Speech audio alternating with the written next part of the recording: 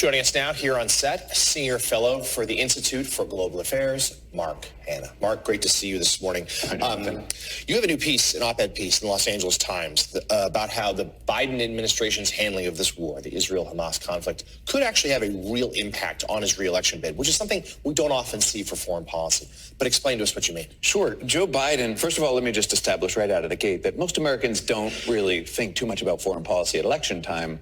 The 2024 campaign might actually give us that rare phenomenon where American voters care deeply about foreign policy. They're seeing these images of Palestinian suffering come in from Gaza as well as the Ukraine war. So we might actually be focused on foreign policy. Given his track record, given his deep experience in foreign policy, Joe Biden should theoretically do really well.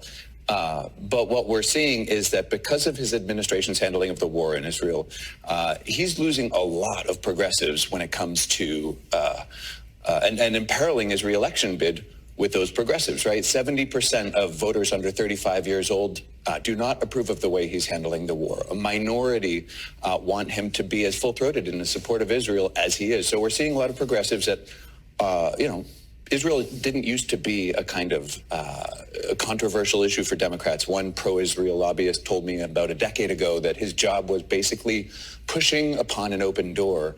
But we're seeing that change. And then also, so he's getting hit from the left on the Israel war. And according to our survey at the Institute for Global Affairs, we're starting to see independents really align with Republicans when it comes to the war in Ukraine.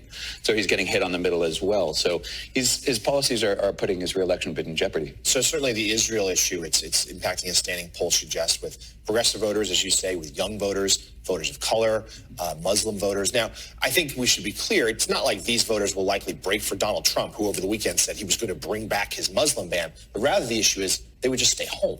Right. The motivation factor matters a lot, especially with this president, right? And, just anecdotally living around Brooklyn and having progressive friends who have said that they're not, they're out protesting, they're out against this president's policies. They've said, and I believe them, that they're not going to go vote when it comes to that. I will say that, being seen as insufficiently pro-Israel has been an issue for the Democrats going back before Israel was a country. Harry Truman famously was afraid of losing the American Jewish voter to Thomas Dewey.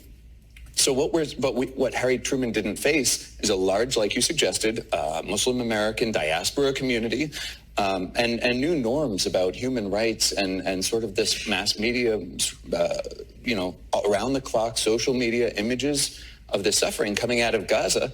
And it's really changing the equation politically for Democrats in 2024. And lastly, if you had brief advice then, let's say, for the Biden campaign, for the Biden White House, what would be the way to handle this? Well, I think you need to, I saw John Kirby say what he said about, minimizing casualties among civilians.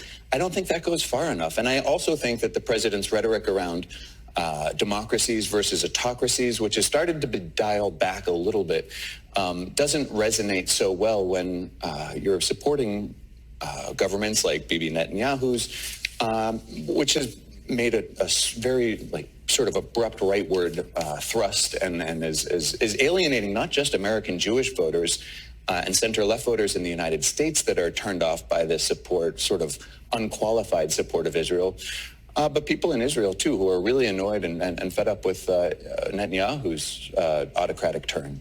And the op-ed again in the Los Angeles Times, Senior Fellow at the Institute of Global Affairs, Mark Hanna. Great to see you again. Thank you, Jonathan. Thanks for joining us this morning.